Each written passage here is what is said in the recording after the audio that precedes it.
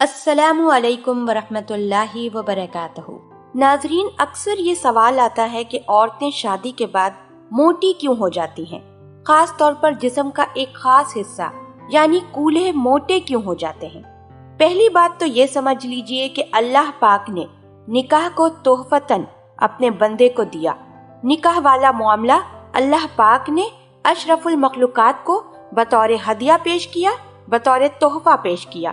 اللہ پاک چاہتے تو نسل کو ویسے بھی بڑھا سکتے تھے، لیکن نہیں، اللہ پاک کے نظام پہ ہم قربان جائیں کہ اللہ پاک نے ایک بہترین نظام کو ہمارے لیے بنایا۔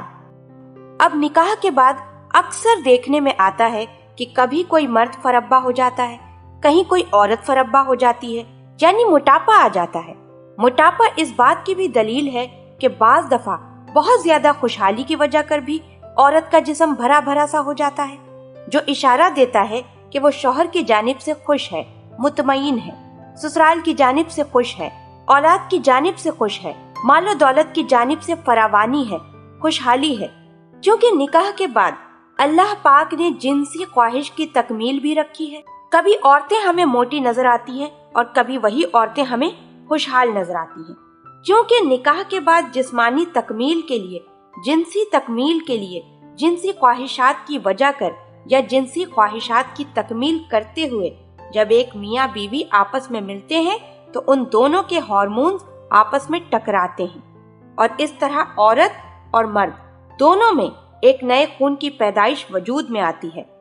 جب پرانا گندا خون نکلتا ہے اور نیا خون بنتا ہے تو دونوں کے چہروں پر وہ خون کی سرخی نظر آتی ہے، اور چونکہ جب ایک مرد ایک عورت سے فائدہ اٹھاتا ہے، اس عورت کو اپنے استعمال میں لاتا ہے، تو پہلے والی جو زندگی تھی، وہ جو بکارت والی زندگی تھی، وہ ختم ہو جاتی ہے۔ جب ایک عورت ایک مرد کے استعمال میں آتی ہے، یہ اس وجہ سے ہوتا ہے کہ کولہے موٹے ہو جاتے ہیں۔ ناظرین، میں امید کرتی ہوں کہ آپ کو ہماری آج کی ویڈیو ضرور پسند آئی ہوگی۔ اگر آپ کو ہماری آج کی ویڈیو پسند آئی ہے تو آپ سے گزارش کرتی ہوں کہ آپ ہمارے چینل کو ضرور سبسکرائب کر لیں اور ساتھ ہی لگے بیل کے بٹن کو بھی پریس کر دیں تاکہ آپ کے پاس ہماری آنے والی مزید معلوماتی ویڈیوز کا نوٹیفیکیشن بر وقت ملتا رہے۔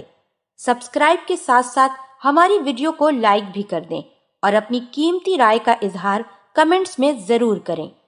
کمنٹس میں آپ اپنے سوالات بھی ہم تک پہنچا سکتے ہیں۔ اللہ پاک آپ سب کو اپنے حفظ و امان میں رکھے، آمین۔